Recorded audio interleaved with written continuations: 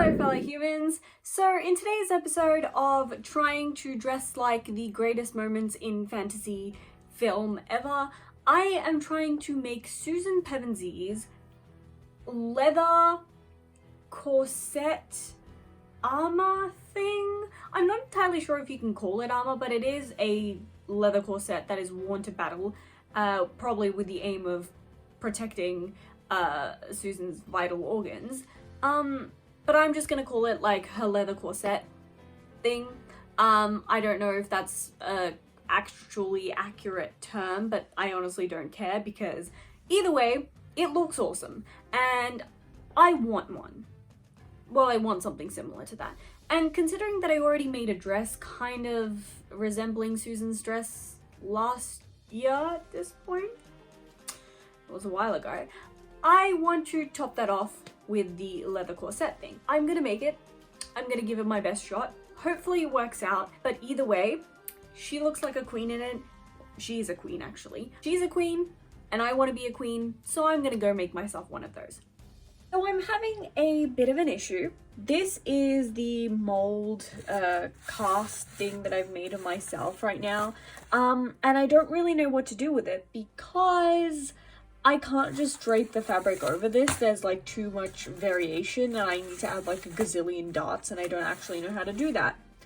And I also am a little bit skeptical of just like cutting it up because, well, I've never really drafted a pattern before and I'm not sure if this is gonna work, you know, by just me chopping, snipping and, you know, all that.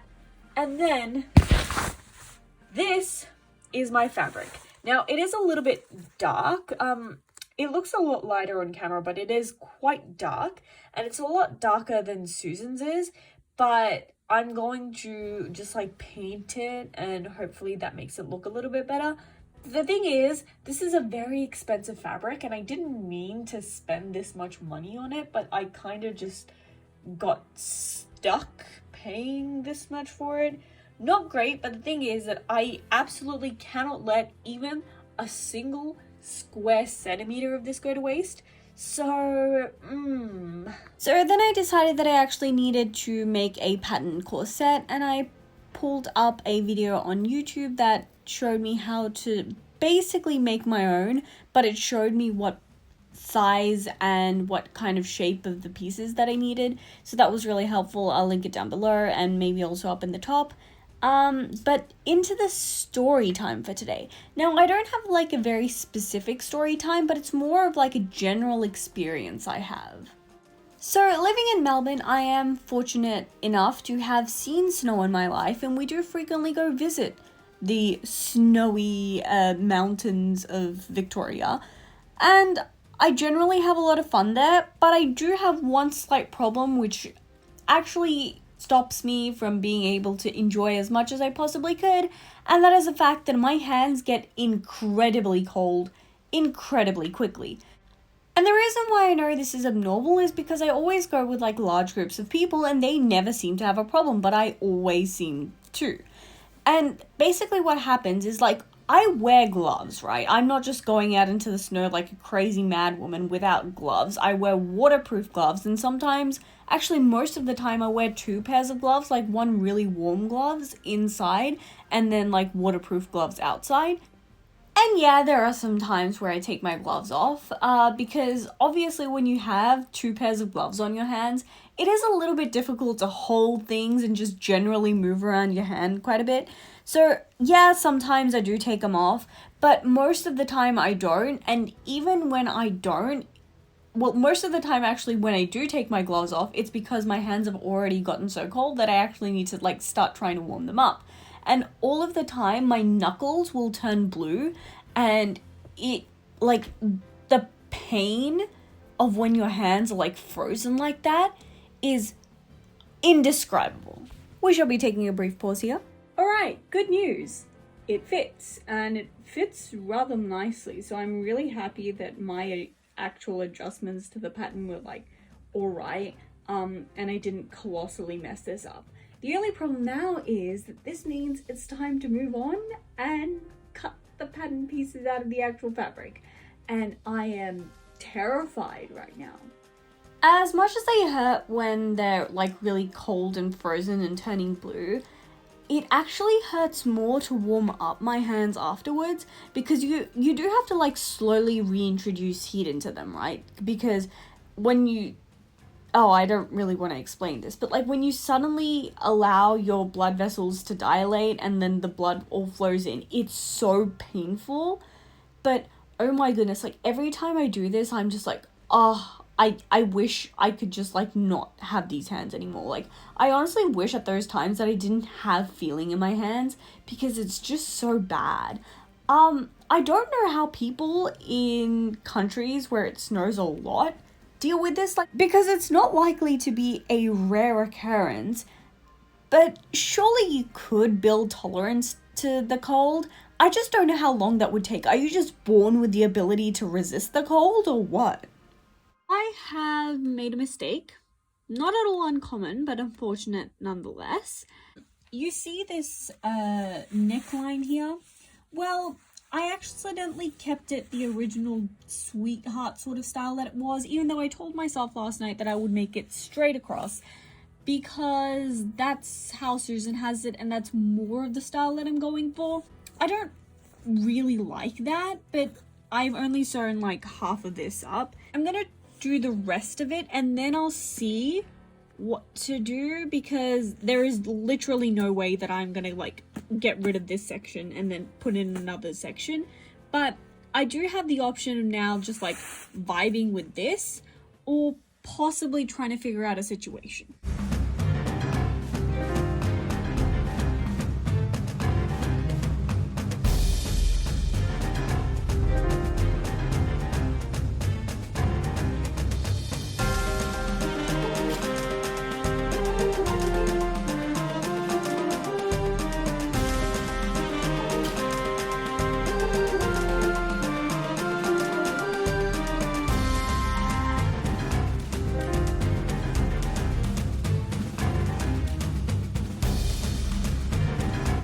Is a problem that I need to really think about, and that is the closure on this, because originally I didn't really know what sort of closure I wanted. I didn't put that much thought into it.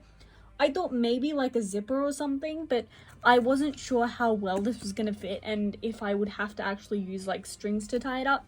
If I had to use strings to tie it up, I probably would have just like made a panel with like the strings already tied, and then just like sewed it to one side and then put like what are those buttons called?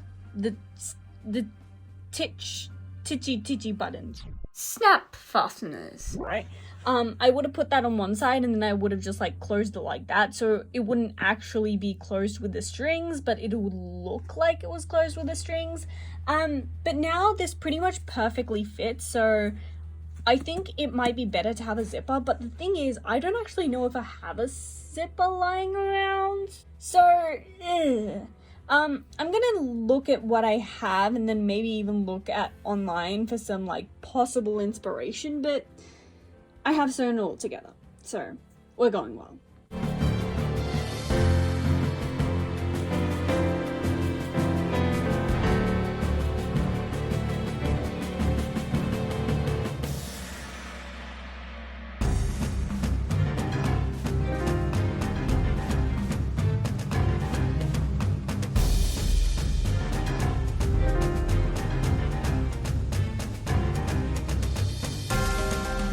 Now for all of the strappy bits that she has on her costume, I have these two belts that we could make something out of. No, I did not buy two new belts for this project. I don't suggest you do if you make this project. Surely you have some like really old belts lying around, like this one is probably from like 2010, 2011 or something, and that one, it's like you can really see here, but it's really sort of like worn out. This one is a little bit newer, it's like 2016ish, but because of like the design of it, it just is breaking and it's really not functional as a belt anymore. So both of these I'm going to be painting them. I need to fix this one up a little bit, or maybe I could separate it. I don't know, I'll look into that one. But I need to paint them. I need to paint them brown, and I also want to paint like the handles and stuff like gold possibly, or maybe even silver. And then I need to add in some like sort of rivet details.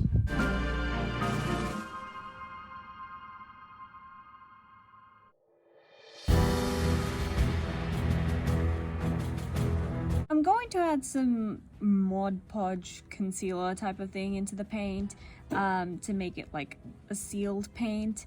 And I've moved my operation outside because one, my brother is playing cricket, and two, it's a really nice day out.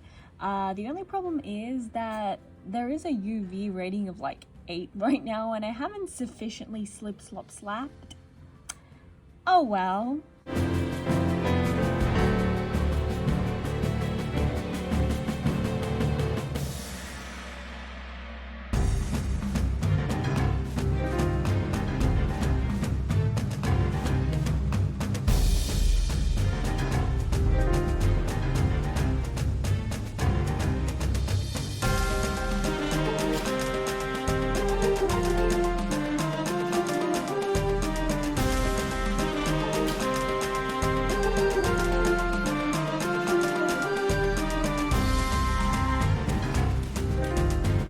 UV index actually went up to 9, so I am now back inside. This operation will now be carried on inside. I don't want to ruin my skin for pretty videos, you know. Either way, it's like getting way too hot out. But I am going to take this opportunity to discuss the actual bodice situation. So remember how we had that problem with the neckline? Well, it's solved, and it also solves another problem that I was struggling with. So the other problem is that obviously these edges are raw, right?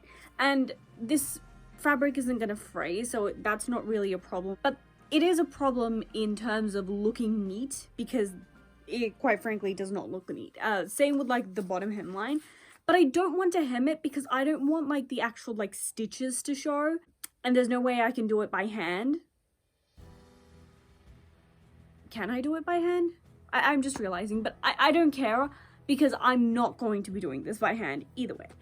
I can just like fold it in, and I can do this the whole way around, and it looks good. It straightens out this neckline, and it does literally everything I want it to. Yeah, you might be like, well, isn't it just going to become untucked?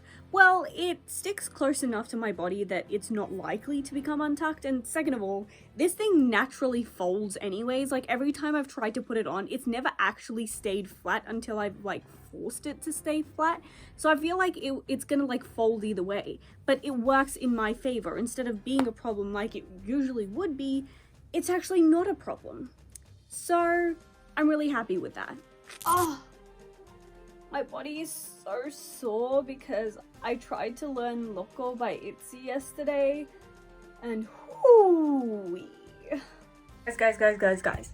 Look at this shade match. That's almost exact. I didn't mean to make it exact. I didn't need to, because I figured, well, it's okay if it's a little bit off, because Susan's strappy things are all different colors anyways. But look at that shade match. I am going to be going through and adding highlights and shadows, forgot the word for that for a second, onto the belts. I'm not sure if I want to do it to the actual corset because I feel like it's a bit of a difficult job, but I think I might still do it, you know, to give it like that proper good finished look. I'll be honest, I painted my nails so that they would look a little bit better for the camera, but like the nail paint has pretty much entirely chipped away. So I apologize for that for the next few frames of this video.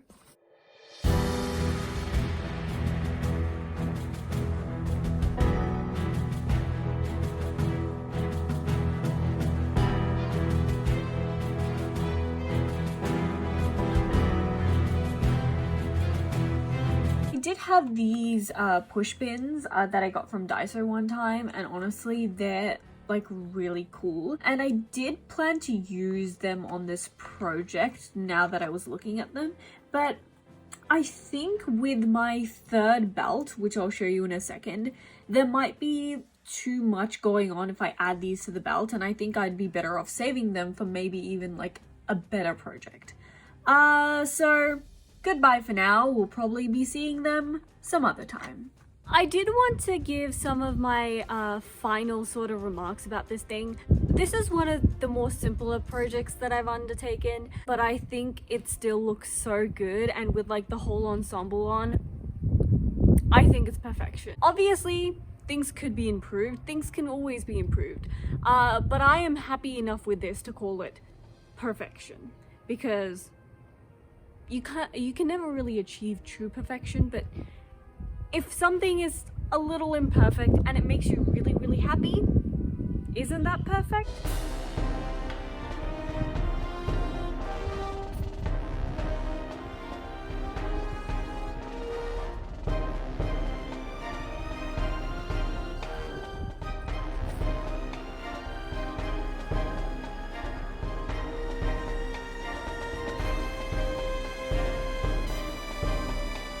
I hope you enjoyed that. I hope you're having a good day. I hope you continue to have a good day, and I will see you next time.